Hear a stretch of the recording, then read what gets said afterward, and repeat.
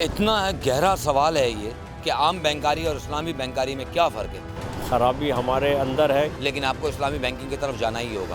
پاکستان میں مالیاتی تبدیلی کا ایک نیا دور شروع ہونے جا رہا ہے۔ اسٹیٹ بینک آف پاکستان کے ویژن 2028 کے تحت بینکس کو کنونشنل سسٹم سے اسلامک فائنینس کی طرف تبدیل کیے جانے کے لیے گائیڈنگ پیرامیٹرز دیے گئے ہیں۔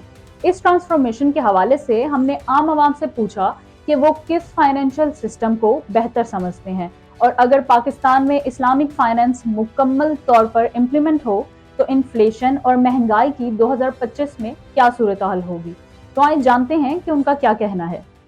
پاکستان کے اندر اگر اسلامی مالیاتی نظام ہوتا تو اس وقت مہنگائی کی صورتحال میں کہوں گا مہنگائی 1% بھی نہیں ہوتی۔ اس کی وجہ ہے کہ نہ سود ہوتا، نہ IMF ہوتا، نہ ورلڈ اکنامک فورم ہوتا، نہ ان کا ایجنڈا ہوتا۔ وہ پہلے ورلڈ اکنامک فورم کے ذریعے ایجنڈا بناتے ہیں، اس کے ذریعے معاشی اصلاحات پیش کرتے ہیں، پھر IMF کے ذریعے ہمیں سود دیتے ہیں، قرض فراہم کرتے ہیں۔ سر اگر اسلامی مالیاتی نظام ہوتا تو مہنگائی میں بہت کمی ہوتی، کیونکہ ابھی جو حکومت ہے اس میں مہنگائی میں وہ قابو نہیں پا رہی۔ کہ عام بینکاری کی بنسبت اسلامی بینکاری اس لیے بہتر ہے کہ ہمارے ہاں جو ہم ایک اسلامی ملک میں رہ رہے ہیں پاکستان میں، اور پاکستان اسلام کے نام پہ ہی بنا تھا، تو ہمارے لیے یہی بہتر ہے کہ اسلامی بینکاری ہو، مگر اس کا پورا رائج ہونا ضروری ہے۔ اتنا گہرا سوال ہے یہ کہ اس سوال کی گہرائی کے اندر ہی تمام صورتحال چھپی ہوئی ہے۔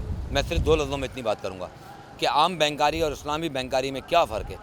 اگر تو اسلامی بینکاری ملک کے اندر نافذ ہو جائے تو آپ سمجھ رہے ہیں قرآن اور قرآن کی شریعت نافذ ہو جائے گی۔ اسلامی بینکاری ہر لحاظ سے بہتر ہے، اس میں برکت بھی اور دین کے مطابق ہے، اور وہی رائج ہونا چاہیے۔ کہ اسلامی بینکاری کے اندر جس طرح قرآن کے اندر قرآن کریم میں جس طرح سے اللہ رب العالمین نے جس طرح سے انسانوں کو لین دین کے معاملات کے اندر، کاروبار کے معاملات کے اندر، اور جس طرح سے اس کو زندگی گزارنے کی اس کی کیٹلاگ کے اندر اس کو تمام چیزیں اس کو مہیا کر دی ہیں، تو وہ تمام چیزیں آپ کو اسلامی بینکاری کے اندر قرآن کے ذریعے مل سکتی ہیں۔ زیادہ تر عوام کا یہ ماننا ہے کہ اسلامک فائنینس ایک بہتر اور انصاف پر مبنی نظام ہے۔